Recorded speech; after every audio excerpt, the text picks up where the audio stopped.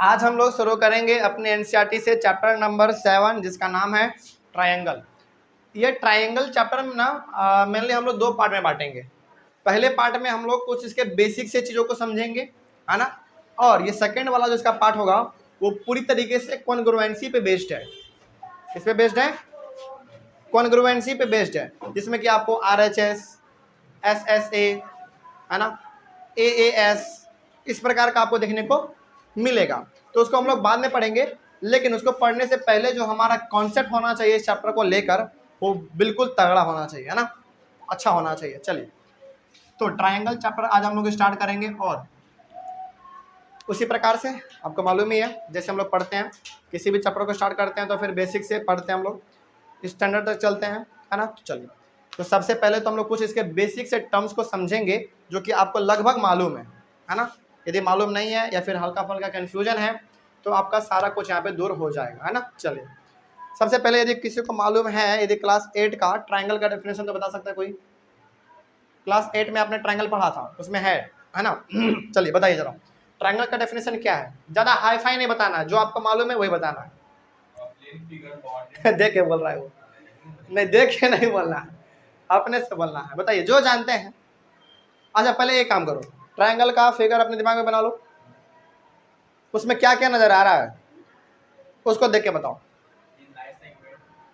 3 line segment नजर आ रहा है, ठीक है, वेरी गुड। और एक क्लोज फिगर है, ठीक है, हो गया, बस यही तो है ट्रायंगल। इसके अलावा कुछ है क्या? कुछ नहीं है। चलिए, तो लिखने की हम लोग कोशिश करते हैं, शुरू से लेकर चलेंगे बेसिक से।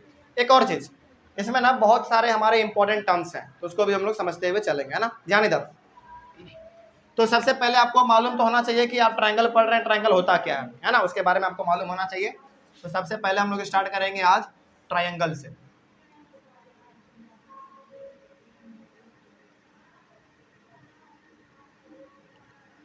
आप ट्रायंगल पढ़ रहे हैं और आपको ट्रायंगल के बारे में कम से कम मालूम तो होना चाहिए कि आखिर ट्रायंगल होता क्या है ना। चलिए देखिए, अ प्लेन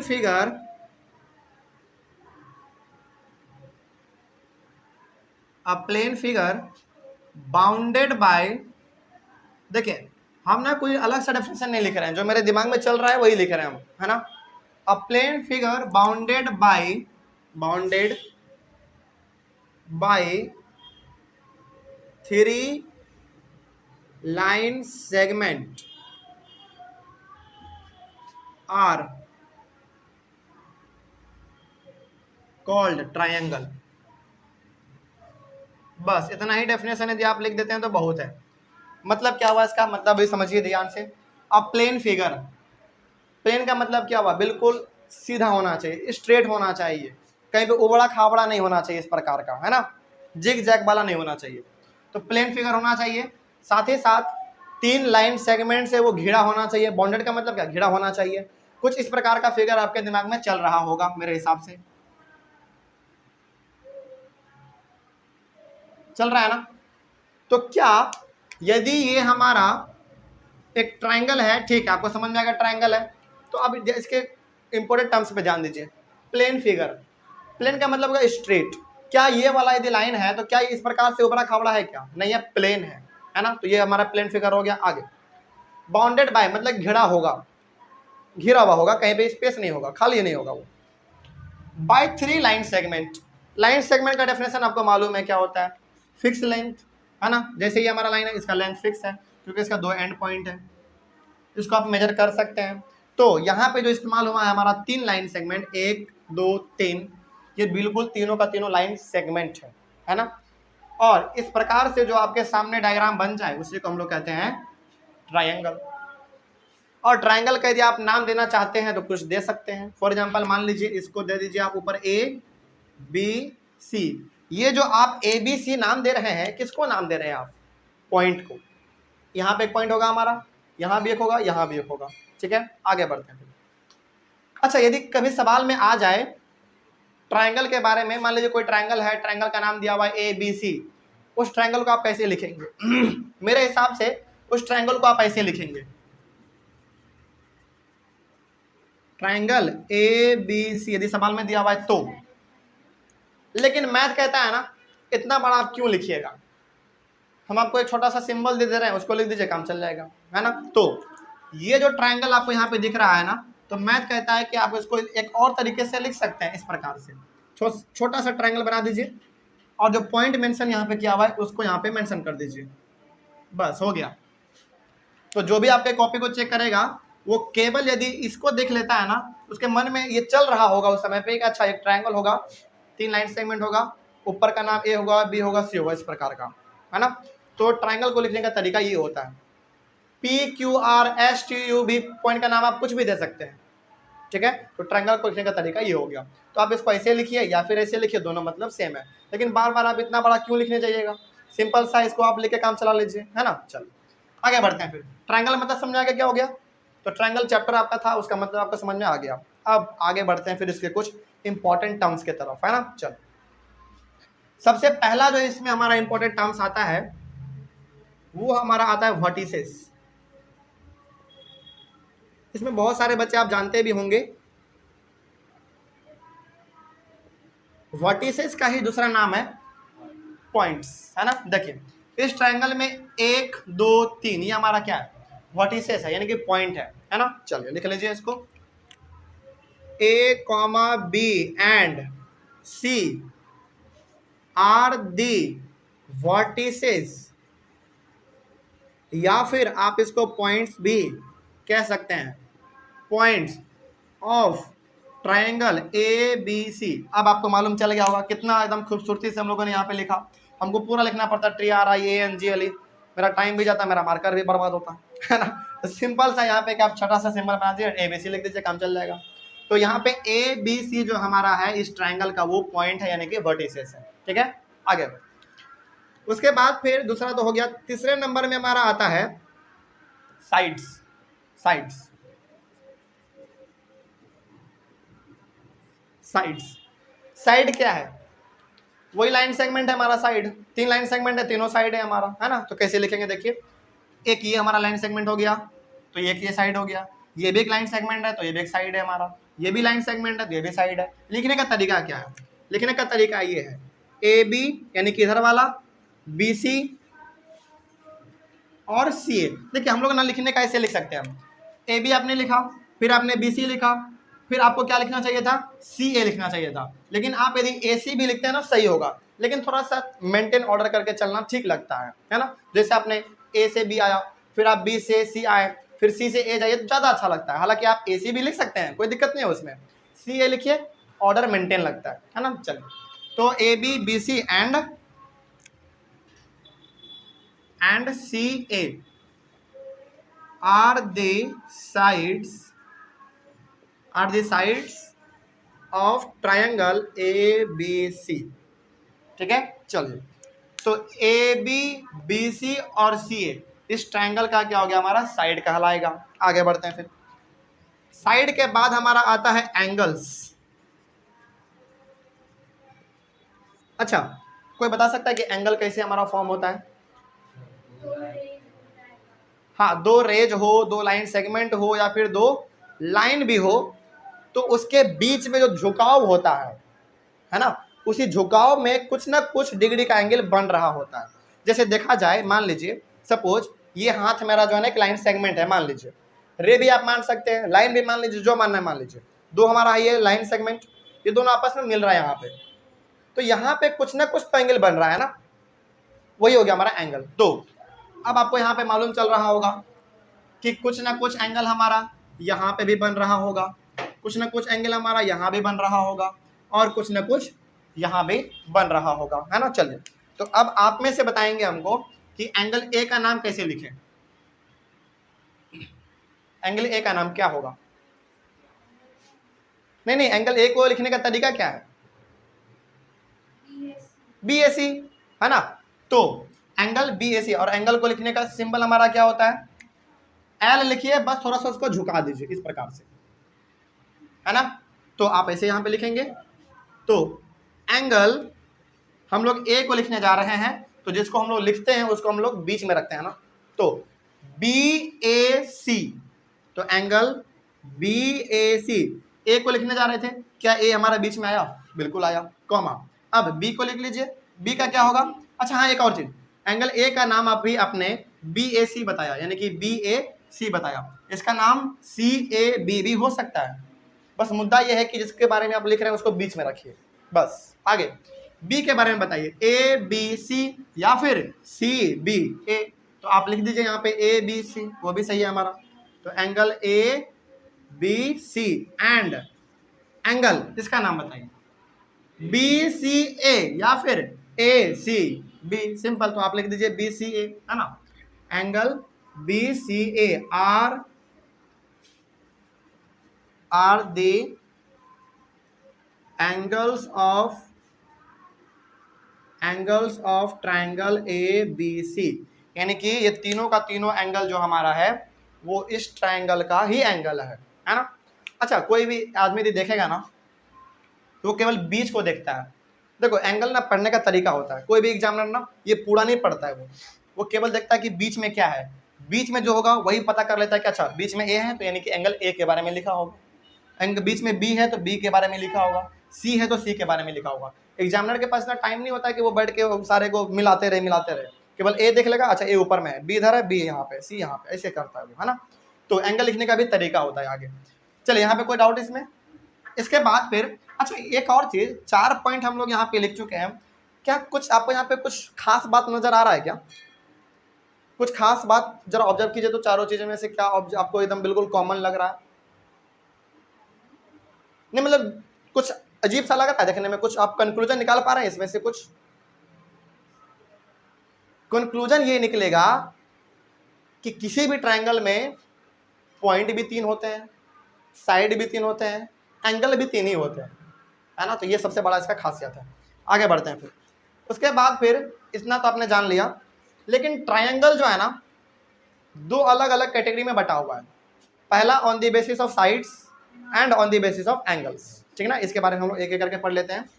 तो 5वें नंबर में हमारा हो जाएगा ट्रायंगल्स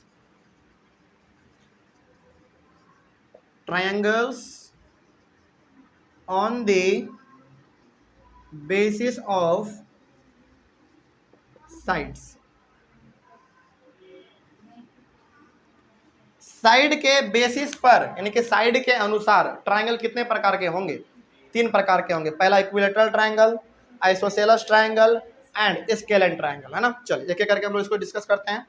तो पहला आप यहाँ पे लिख सकते हैं इक्विलेटरल ट्रायंगल।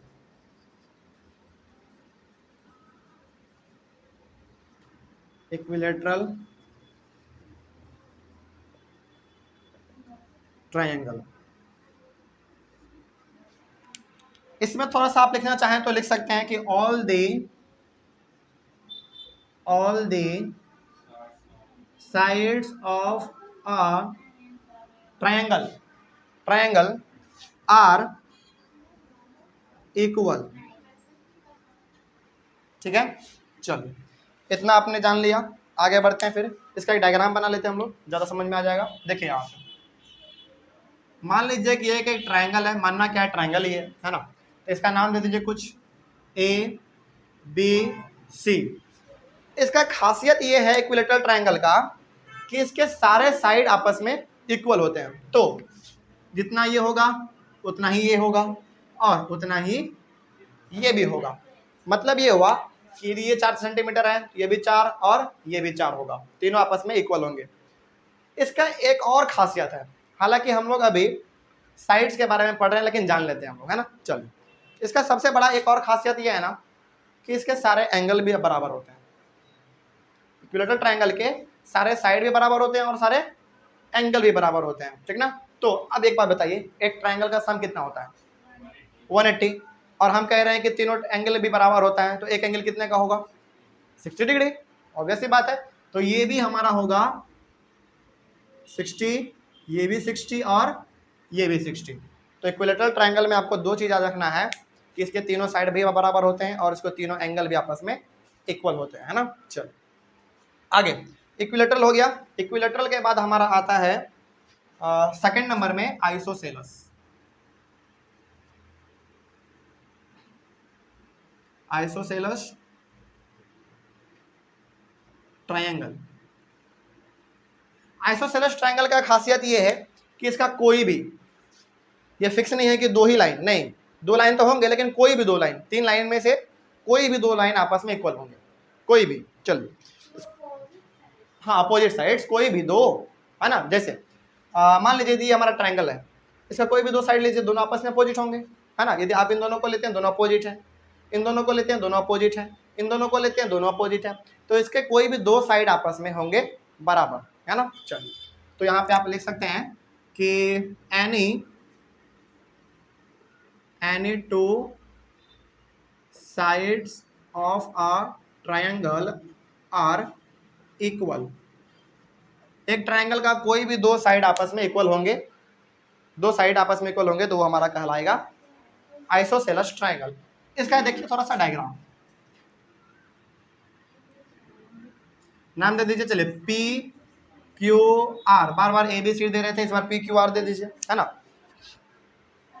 अब इस ट्रायंगल में ये दोनों साइड भी आपस में इक्वल हो सकते हैं, ये दोनों भी इक्वल हो सकते हैं, ये भी इक्वल हो सकते हैं, कोई भी दो साइड आपस में इक्वल होगा। आइसोसेलेस का एक खासियत है ना। ध्यान इधर, मान लीजिए कि हम लोग मान लेते हैं कि ये साइड है और ये साइड आपस में इक्वल है, मान लीजिए, आप कोई भी मान सकते हैं। यदि ये 10 सेंटीमीटर तो ये भी 10 सेंटीमीटर। अब इसका और जो एक खासियत है वो ये खासियत है कि इस साइड के अपोजिट वाले एंगल भी बराबर होते हैं। मतलब क्या हुआ इसका? इसका मतलब ये हो गया कि जितना एंगल हमारा ये होगा उतना ही एंगल हमारा ये होगा, ठीक है ना। आप इसको डबल लाइन कर लीजिए तो ज़्यादा बेटर रहेगा। समझ रहे बात को? तो जिस प्रकार से आइसोसेलेस में क्या था, तीनों साइड इक्वल तो तीनों एंगल भी इक्वल, इसमें दो साइड इक्वल तो दो एंगल भी इक्वल। लेकिन हाँ, हमेशा याद रखिएगा कि जो दो साइड आपस में इक्वल है उसके अपोजिट वाले एंगल इक्वल होते हैं। जैसे देखिए, इस साइड का अपोजिट एंगल कौन सा होगा? ये वाला होगा, और इस साइड का अपोजिट एंगल कौन सा होगा? ये वाला होगा। तो दोनों आपस में इक्वल होंगे, यानी कि ये 45 तो ये भी 45, ये 60 तो ये भी 60, ये 70 तो ये भी 70, ठीक है। चलिए, इतना आपको मालूम चल गया। आगे बढ़ते हैं फिर। लास्ट वाला इसमें बच रहा है हमारा स्केल एंड ट्रायंगल।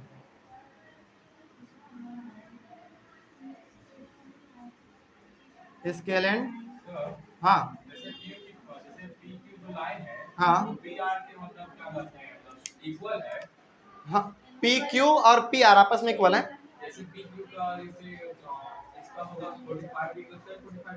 हाँ,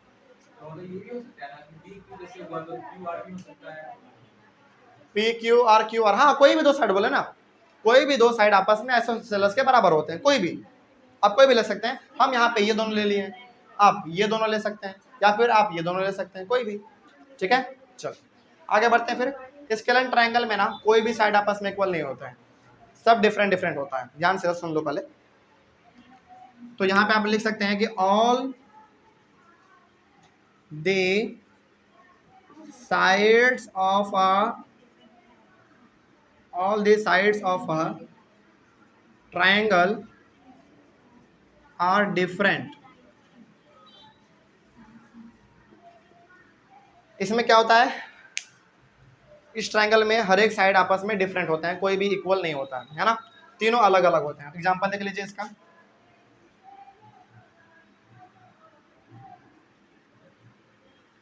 क्या तीनों एक जैसा लग रहा है? क्या नहीं, देखने में लग रहा होगा तीनों अलग अलग है। यदि ये 5 सेंटीमीटर है तो ये 6 होगा, ये 7 होगा, कुछ भी हो सकता है, लेकिन आपस में इक्वल नहीं होंगे। इसका नाम दे दीजिए, चलिए पी क्यू आर, ठीक है। और इसका सबसे बड़ा खासियत ये भी है, इसमें कोई एंगल भी आपस में इक्वल नहीं होता है। साइड भी इक्वल नहीं तो एंगल कैसे इक्वल होंगे, है ना।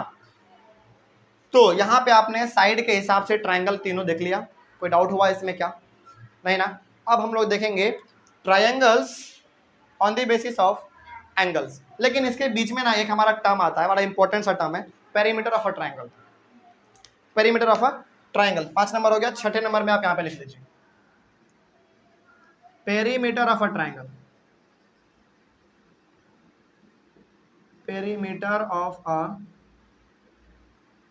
ट्रायंगल। ट्रायंगल का पेरीमीटर क्या होगा? उसके तीनों साइड को आप तीनों साइड को जोड़ दीजिए, वही पेरीमीटर होगा। Sum of all the sides of a triangle are called its perimeter. Simple है ना। तो आप यहाँ पे सिंपल में लिख सकते हैं sum of all the sides, sum of all the sides of a triangle. बस ट्राइंगल के सारे साइड को आपस में जोड़ दीजिए, वही हो जाएगा उसका पेरीमीटर। एग्जांपल देख लीजिए, एक ये आपके पास मान लीजिए ट्राइंगल है ए बी सी, ये मान लीजिए 4 सेंटीमीटर है, ये 5 सेंटीमीटर है और ये 6 सेंटीमीटर है। तो कोई पूछे कि बेटा बताओ इसका पेरीमीटर कितना है, तो पेरीमीटर आप इसका लिखेंगे, सबको जोड़ दीजिए, कितना हो जाएगा 6 4 10, 10 5 15, 15 सेंटीमीटर हो गया। Simple perimeter of a triangle यही है हमारा, ठीक ना। चलिए, तो अब जब हमारा 6 नंबर हो गया है तो 7वें में हम लोग कर लेते हैं triangles on the basis of angles, है ना। इसमें भी हमारा 3 कैटेगरी है, उसको बांट लेते हैं हम लोग। 6 हो गया, 7वां नंबर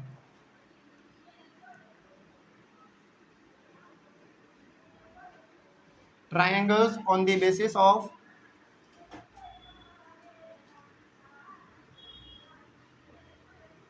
ऑफ एंगल्स। यहाँ चलिए यहाँ पे लिख लीजिएगा on the basis of angles.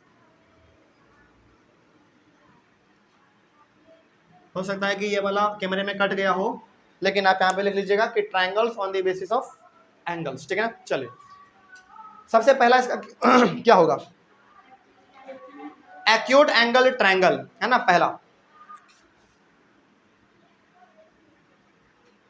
Acute angled triangle. इसका सबसे बड़ा खासियत ये है कि इसमें 3 एंगल होंगे, पहली बात तो, है ना। और तीनों एंगल का जो वैल्यू होगा ना वो 0 डिग्री से बड़ा होगा लेकिन 90 से छोटा होगा, है ना। एग्जांपल देखिए, यहाँ पे आप लिख सकते हैं कि एवरी एंगल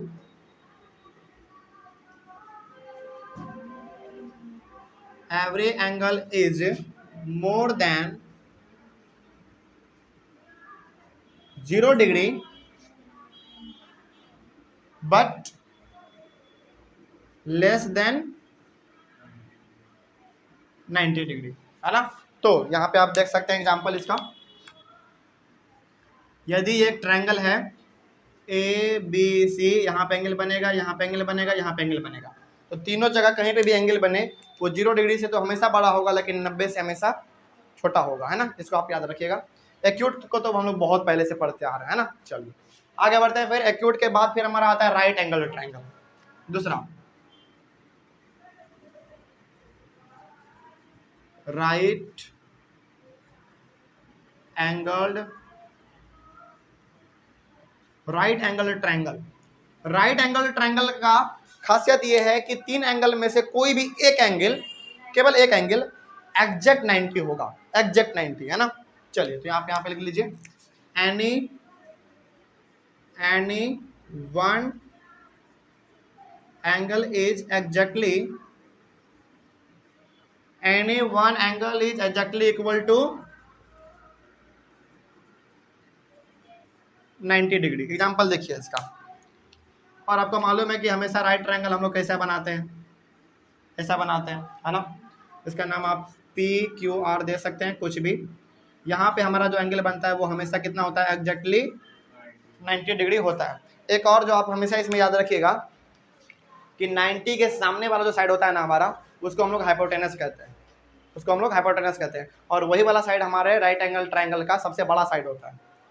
तो ये कुछ एडिशनल जानकारी है जो कि आप याद रखिएगा कि राइट एंगल ट्रायंगल के जस्ट अपोजिट वाला जो साइड होगा ना, जस्ट सामने वाला साइड होगा जो, वो हमारा हाइपोटेनस कहलाता है, और राइट एंगल ट्रायंगल में वो वाला साइड सबसे बड़ा होता है, ठीक ना। चलिए, तो ये हो गया आपका राइट एंगल ट्रायंगल। और तीसरा आता है और लास्ट है हमारा है ये ऑब्ट्यूज एंगल ट्रायंगल। तीसरा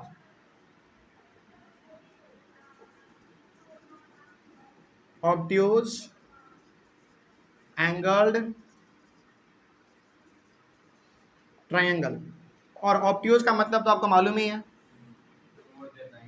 more than 90 but less than 180 degree, है ना। चलिए, तो यहाँ पे आप लिख लीजिए, एनी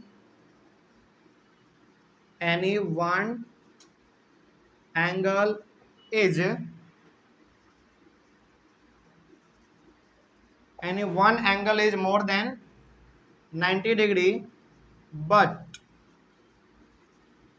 लेस देन 180 डिग्री, कोई भी एक एंगल, तीनों नहीं, कोई एक, है ना, कोई भी एक का जो वैल्यू होगा वो 90 से ज़्यादा होगा लेकिन 180 से कम होगा। एग्जाम्पल देख लीजिए, इसका डायग्राम भी आपको समझ में आ जाएगा। इसका डायग्राम कुछ इस प्रकार से बनता है,